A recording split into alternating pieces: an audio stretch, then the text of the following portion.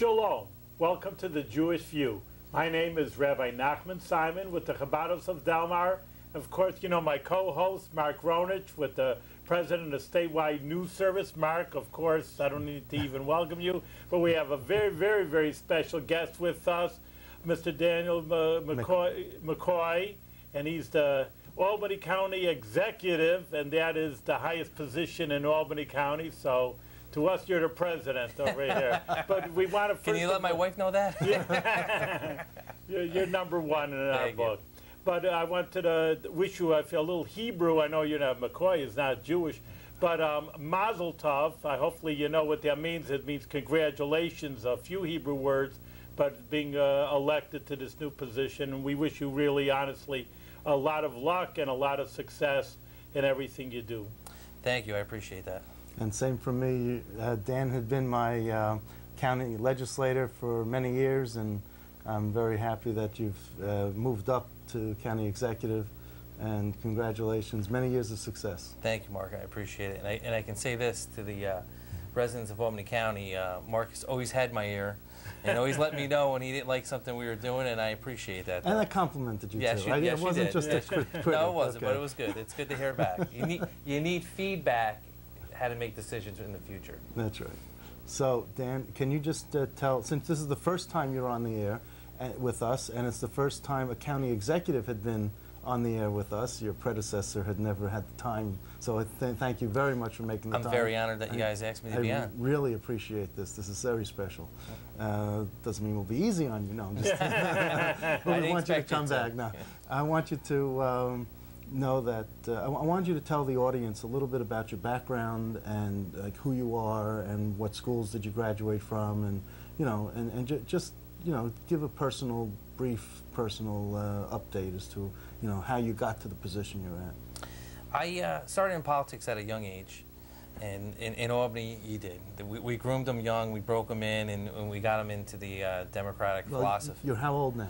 I am 42. 42. Yes. And you were how old when you first started into politics? I was, give or take, I was around 20. 20, yeah. Okay. So not too young. But where'd you go to school? Where'd you go to, did you go to private schools? I went to private school up to 6th grade, and then I went to the public school. I went to School 19, Hackett, and graduated from Albany High. Uh-huh. And you had a religious upbringing of some sort? Yeah, I was raised Catholic. My aunt's a nun, little sister of the poorest, for she's been in now 75 years, I want to say, or somewhere in that neighborhood. But actually, a lot of people just assume that's the church I go to. But I go to St. Paul's Lutheran Church on Washington Ave in Albany. My wife's Lutheran. We're raising our kids Lutheran, and it's actually it's a neat church because there's a big contingency from India, Africa, and China, and even Iraq. At the services every Sunday, so it's a great background of people. Excellent. And then at 20, you went to college, or? When I graduated high school, I went to college, and then I decided the military path was for me. I joined the military. Which college did you go to? I started off at Hudson Valley. Yeah. Decided to join the New York Army National Guard. Did 3 years active duty with them. And I've actually been in the military this whole time, so I'll have almost 23 years of service. Excellent. In the military. And what was your line of? What did you want to be at Hudson Valley? You know, you went through a year or two? No, I didn't even last that long, Mark. I decided that it was the best thing for me was to go on to the military, get a little discipline in my life. And you weren't a bad kid. No, I wasn't, but I just, I wanted to focus. At that age, it's tough. You come out of high school and you decide, what do you want to do in life? And you see a lot of kids at that fork in the road, what do I want to major in for the next 4 years? And I wasn't sure what I wanted to do. I had a lot of family that were police officers. I was looking at that line. Went into the military and actually ended up in the fire department when I got out. So I became a fireman. I worked at the Albany International Airport for 11 years. Rose to the rank of captain. Left there, started my career in the City of Albany Fire Department in '03. And did almost 9 years there, and then I left to run for county executive. And county legislator before. Yes, I should say that. In 1999, I ran for county legislator. And that was your first time you ran for office, right? Well, I ran in 1994 for committee spot against this lady who was the committee woman representing part of the 8th Ward where I lived. She was there for 25 years, and I ran against her, and You know, I beat her by 19 votes, and that was my first taste of it. Ran a race the whole summer long, learned a lot, worked on a lot of campaigns from there, and decided in 1999 to run for my first official spot. Well, that's excellent. That's good to know. And I think I was the youngest member in the legislature in 2000. So it was, you know, that was kind of a. Do you have any aspirations to go back to college at some point? I know there are a lot of people who. Yeah, you know, the interesting thing is, and I'm glad that you bring that up. I finished my degree. What did you? I finished it up at Excelsior College. Yeah. When I was over in Iraq, I continued on the path of not that I had a lot of time on my hands there, but to stay busy, keep my mind busy. Yeah. You know, there's a lot of different mechanisms you can do. And, what did you graduate? What degree? I have an associate's degree in applied science. Applied science. Yes, and I'm actually very close to finishing out my bachelor's. But in what? I'm the same thing. Applied science. Yeah, a bachelor's. Yes, but one of the things is that, and I'm probably going to switch that up though. But I decided when I was running, I said, judge me on who I am. Right. Judge me on my leadership ability, what I've done in the legislature in the last 12 years, and don't judge it on a piece of paper. And I'm not taking anything away from universities. I'm hoping my kids will go to college and be successful. How old are your kids, and how many do you have? I have 3 children. I have a daughter, Egan, 16, a son, Tig, who's 14, and my little one, Taryn, is 7. Okay. I call her my war baby because we were done, and then when I got orders to go to war again, we decided to have another child. So, you know, it's been interesting, and actually you two are the first one to bring that up, because not that I sidestepped the answer, it just became such a joke that I didn't graduate high school, I didn't graduate college, and I said, you know, when I went out and I talked to people, I knocked on doors, and I did rallies, and I put my literature, I never said I did or I didn't, I said, these are my accomplishments. This is what I did in the legislature for 12 years. I rose up to the rank. I ran for chair of the legislature in 2010. I was the youngest chair. I was voted on bipartisan, first time in the history in the legislature that the Republicans agreed with the Democrats, and they voted me in unanimous, which was a great honor. It still is to this day. That, you know, I convinced 38 of my peers that I was the right choice, which isn't the easiest thing to do at times. No, it really isn't with that mix that they have there. No, because there's some people who are not of a major party in the county legislature. They're with the Independence Party or the Conservative Party. Yep. Also, you have a couple of those. So we do. We have a mixture, but everyone knew I'm fair. You know, they know that when they come to me that, you know, I'm going to do the best that I can to represent all parties. Because I always say this, after November and I'm elected, I represent every party. I just don't represent the Democrats.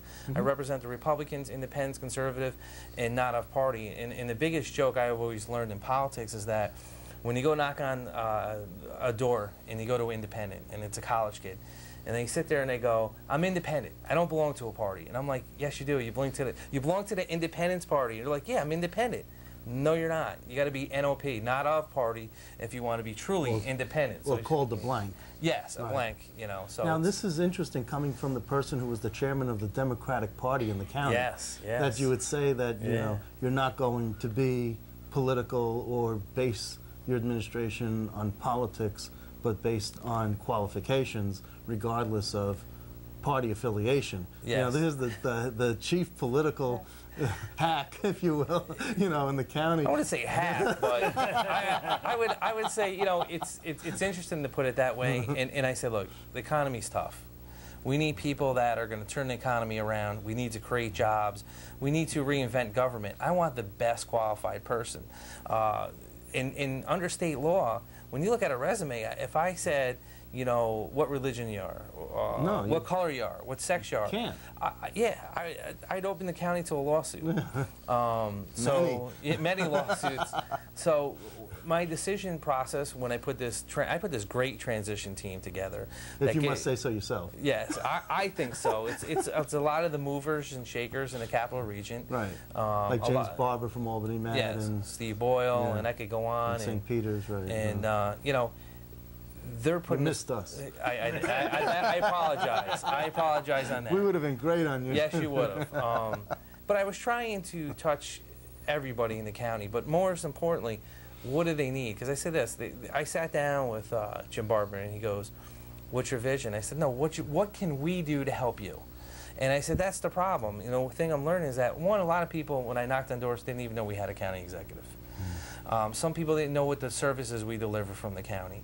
So I said we need to get the message out there, and we need to be open. I don't want to say open for business and use the governor's line, but I want to say we need to be open to the constituents of Albany County and hear their concerns. So I will say this. Please visit our website. Go to albanycounty.com. There's a comment section on there, and tell us what you want out of Albany County, how you'd like to see us govern here in Albany County. Because without your viewers' input and having input from gentlemen like yourself, well, you know, we don't know what's going on every day. You know, we hope we do, and we hope we're doing the right things. But I want to effectively make a government that serves the people of Albany County. And I said this. I go.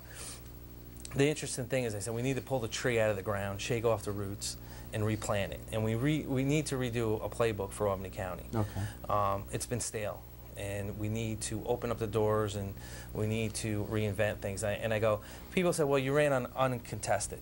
And I said, really? And I said, I didn't notice. And I go, I was still out there campaigning. I was still out there knocking on doors.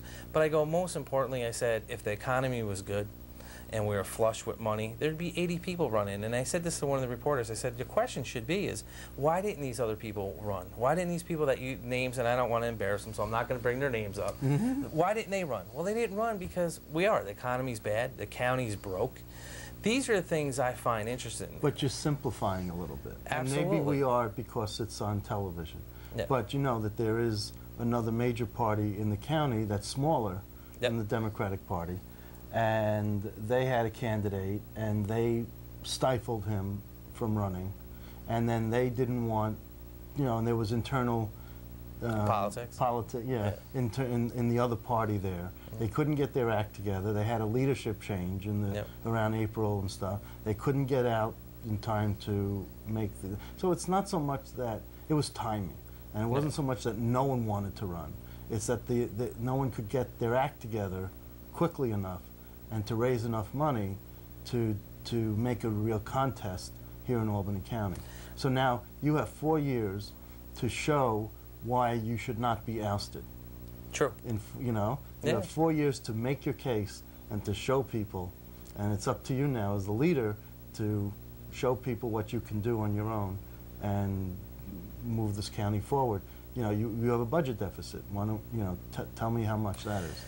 Our budget right now is about $533 million. The legislature, which I belonged to before I took over, we did a budget. We lowered taxes down to 8%. If you remember, my predecessor had us at 19%. Okay. We lowered it to 8%, but we did a lot of one-shot wonders. You know, selling a lake for $500,000, buying a court facility or a court building, family court building that's supposed to save us $1 million, self-insured. But the challenges that I see for us going forward, you look at 2013. We're in the 2012 right now. I'm looking at 2013. 2013, we're almost running at a $7 million deficit already in this county. If you look at a cap, and everyone loves the 2% cap, and I do too, but the problem with a 2% cap is we have 9 unfunded mandates. I'll use just the top 9. There's more than 9, but I'm just going to use the top 9. The top 9 right now for next year, I would have to raise taxes 9.33%. I'm not saying I'm going to do that, but I'm saying just to meet the unfunded mandates of these 9 programs, Medicaid being the most, is hard. Our Medicaid bill right now is $63 million. Next year it's going to go up. A 2% cap, our tax levy, and then you got to remember, $63 million, it's about 70, something like 72% of our budget. But if you look at the 2% cap, we can only raise taxes $1.6 million. Well, but isn't that a testament to the fact that on a percentage basis, you kept taxes so low in the county, not you personally, but the people who are government leaders kept taxes so low, $2.29, I believe, per thousand. $2.62 per thousand house value. House value? Okay. So then you had that so low, so then you'd had less room to grow on 2%. Whereas if you were like Saratoga County or Schenectady County, and you had a 10% per thousand household value, you would have 2% that you could grow even more. You wouldn't have to, and, you know what I'm saying? You were so good. You're being punished for being so good over the years, and that's how I see this.